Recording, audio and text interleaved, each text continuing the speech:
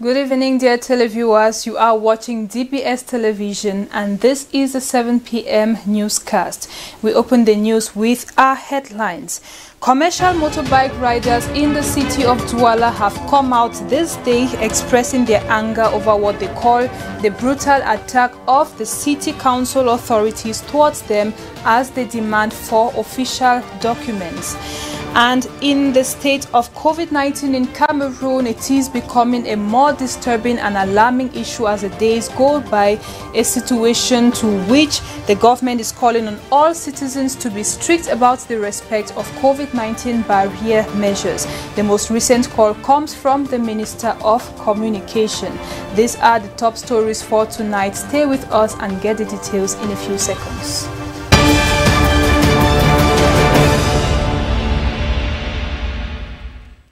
Good evening once again and thank you for tuning on to DBS Television for the newscast in the English language. I am Cynthia Ngwemu.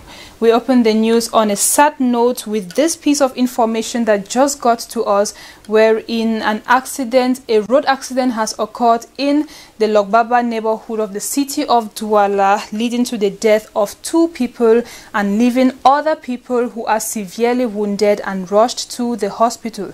The accident occurred just this evening. We shall give you the details of this in our subsequent newscasts.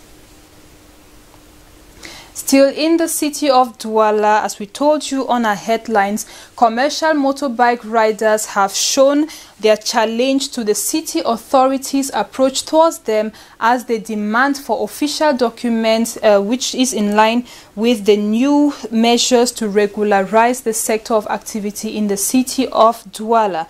They expressed their anger, which was worsened by the harsh approach of the city council police towards them, as Mange Venasus tells us in the following report. Prevention is better than cure, they say. That would have certainly been the guiding principle of these forces of law and order who did not leave anything to chance. This is in line with angry commercial motorbike riders who decided this Tuesday, March 2nd, 2021, to express their disagreement on new measures adopted by authorities to instill order within the sector. Documents required from them include driving license, insurance, identity cards, number plates, amongst others. From eyewitnesses, it would appear their point of disagreement was not the document, but the manner at which forces of law and order are asking for the document. Tout s'est passé devant autour de 9h10 quand j'arrivais au marché. Ils ont pris un benskiné là-bas en bas. 2 policiers qui lui poursuivaient, ils fuyaient même. Ils ont enlevé le masque du benskiné, commencé à le taper, le racler. Maintenant, les autres benskiné ont vu comment on tapait. C'est là où ils sont entrés dedans.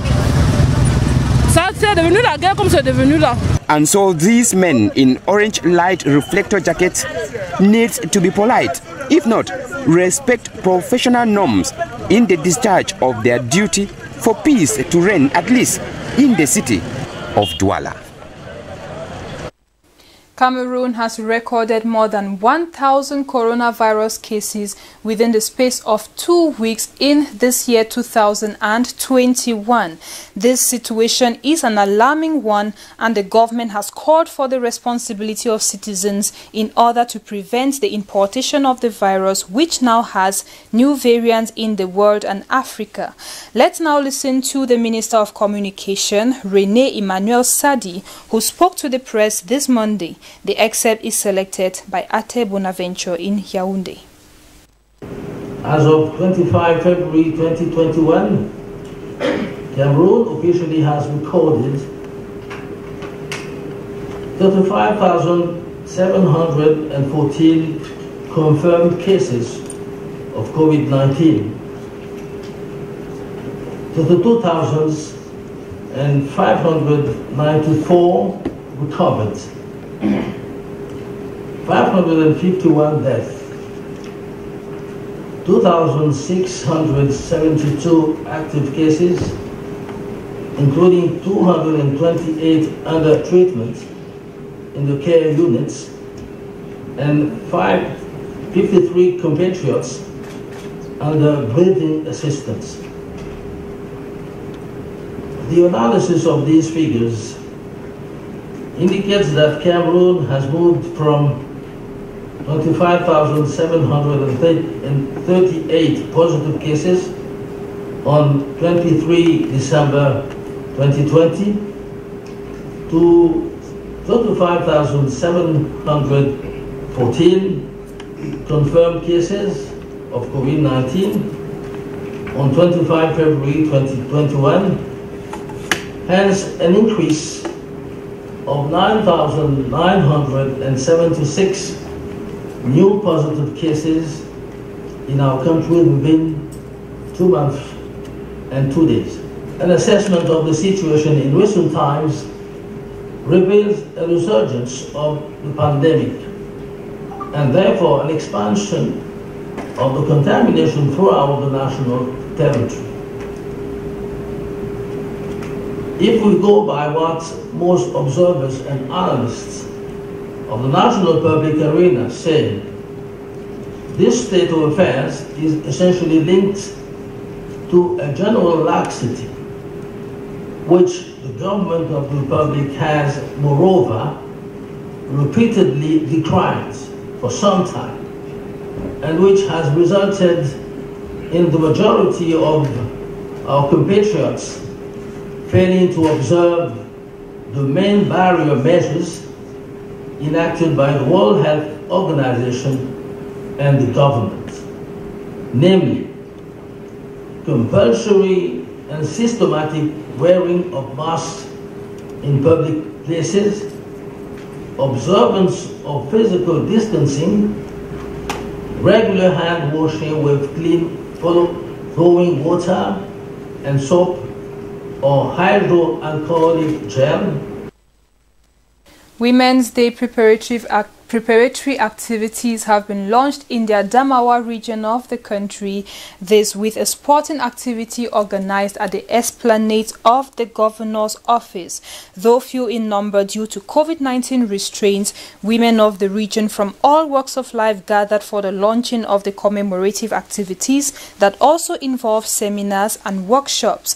Now listen to Bume Burley Nora, who is the Women's Day Organization Committee member, and she talks about the activities to be carried out throughout the week. She spoke to Awal Muhammadu in Ngaounderi. Today we have a workshop that will be teaching women how to use the peelings of potatoes to make savon, liquid savon and solid savon. Then on the 8th we will have a debate.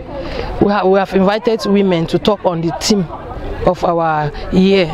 So we are inviting every woman to come out, and you have seen that with the spot that we had today, we took the various measures that the government has put in place. The distance level, the mask wearing, everything was taken into consideration. So we want to kick out COVID-19 to live a healthy life. Women with business ideas have undergone a training session to upgrade their know-how, but equally to improve on their livelihood. End of court attestations were handed over to them in a ceremony attended by the Canadian High Commissioner to Cameroon in the town of Bangante in the west region of Cameroon. Details of this with Mange Venasius. 20 rural women from the West region with business ideas involved in income-generating activities like sewing, embroidery, communication and others have undergone training for 1 month, 1 week to upgrade their knowledge to the current standard. This is under the program Active Space, where these women are trained to transform their ideas into sustainable business. In a ceremony to hand over training attestation to the trainees recently in Bangante, the Canadian High Commissioner to Cameroon, Richard Ball, the guest of honor, outlines the objectives of the training for the women. In supporting this project here, we had, I guess, one short-term objective and a couple of longer-term objectives. The short-term objective was to deliver a successful training program that took 20 rural women who had a business idea and exposed them to more modern technological tools, I mean, basically the smartphone and e-banking and this kind of stuff, and by exposing them to those tools would allow them to expand their business faster, and that I think has been successful. Now we're fortunate as well that some other I guess in this world you refer to them as angels, have very generously agreed to provide seed funding for those women to take their businesses forward. A microfinance structure voluntarily accepted to accompany these women with the assistance from the NIAT Foundation. Their training was centered on models such as accounting, knowledge in information technology, which will enable them to walk through a network. 5 best projects were selected and will benefit financial assistance already available. Cameroon joined the world on the first day of March 2021 to commemorate World Civil Protection Day. Commemorative activities organized by the Department of Civil Protection under the Ministry of Territorial Administration were organized yesterday in Yaoundé, particularly at Government High School Anguissa. Details of this story with Ate Bonaventure. De construire dans des zones marécageuses. Civil protection refers to an effort to protect citizens of a state from natural or man-made disasters. Activities to mark this year's Civil Protection Day at the Government High School Anguissa unfolded under the theme A Strong Civil Protection for the Preservation of National Economy. We are here to promote the culture of civil protection in a society. Yes, for this occasion, we have 3 main thematics, 3 main topics to develop with them. The first is generality knowledge on civil protection, natural risk management, natural hazard, disaster, and other thematics related to the environment. The event was marked by an educative talk on best practices on how to prevent or manage natural and man-made disasters. A severe problem with the youths that are consuming drugs, yes, and it have a real impact in their behavior on the school and the academic performance. The students also expressed their know-how on civil protection through quiz, sketches, and music. Still in the town of Yaoundé, a 5-day crusade dubbed Cameroon for Christ has been launched. It is an initiative by the ministers of the building body of Christ. The objective is to bring Cameroonians together to seek the face of God in order to confront the various crises that are plaguing Cameroon at this moment. Details with Ate Bonaventure once again. Preaching holiness. The 5-day Conference of Ministers is holding within the context of socio-political and health crisis in Cameroon. The theme that is drawn from Psalms 13 verse 3 portrays the church as hope for the nation. The place of the church is very, very important in the solution to crisis, because first of all, if you go down to the root cause of all the crises, you realize that the root cause of all the crisis is sin, corruption, lack of love, division, tribalism, bad management, bad governance, and all of those things can be summarized as sin. Featuring in the meeting are workshops and teachings on the responsibilities of the church vis-à-vis the state. The church is not only a whistleblower to those who do wrong, but the church has a major contribution to do in development, even as an institution.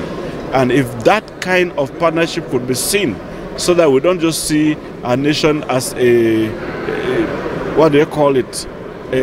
nation that is not a fit nation, but a nation that gives right to everyone to express their faith. It is also an occasion for participants to pray for peace and unity in Cameroon. And we believe what is good can only be certified by God, who is the author of life, and who has given us a manual of how we should live. And so this transformation, if it will take place impacting the communities for good, it must begin with every heart. The Bible says, the heart of man is desperately wicked. Who can know it? It's only God who knows, and it is only Him who can change. The event ends on Saturday, March 6, with the offering of goods of basic necessity to some internally displaced citizens from crisis-hit regions. Let's now move on to news out of Cameroon. In Nigeria, about 300 schoolgirls who were abducted last week have been set free. This follows negotiations between the government and the armed kidnappers for the safe return of the girls back home. In Niger, opposition leader Hama Amadou has been imprisoned for allegedly playing a role in the violence that erupted following the last presidential election results and the release.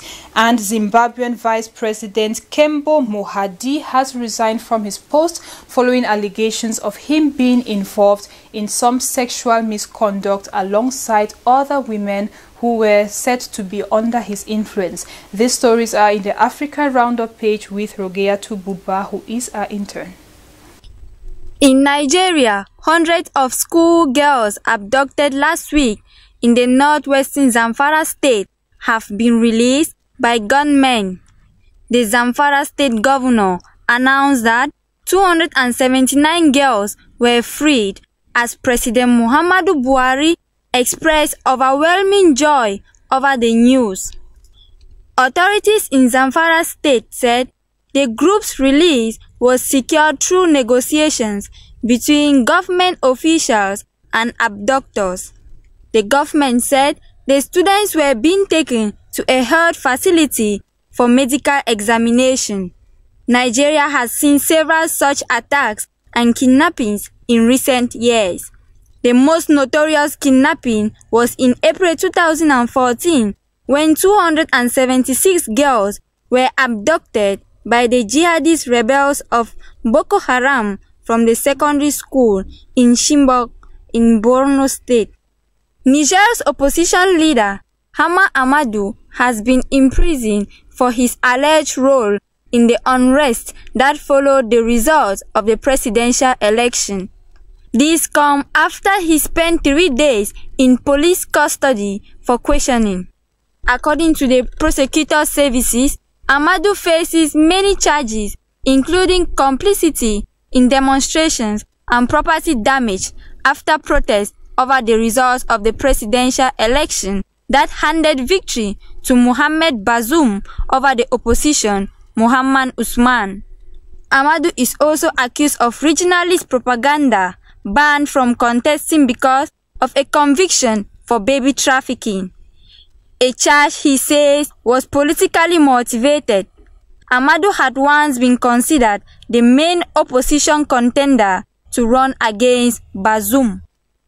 In Zimbabwe, 71-year-old Vice President Kembo Mohadi has resigned in the face of sexual misconduct allegations, apologizing for tasks he failed to do well. This comes after an online media outlet published recordings of his telephone conversations with at least 4 women, including a subordinate in his office, where he is heard negotiating for sex. Civil society organizations had called on Mr. Mohadi to resign, accusing him of abuse of office.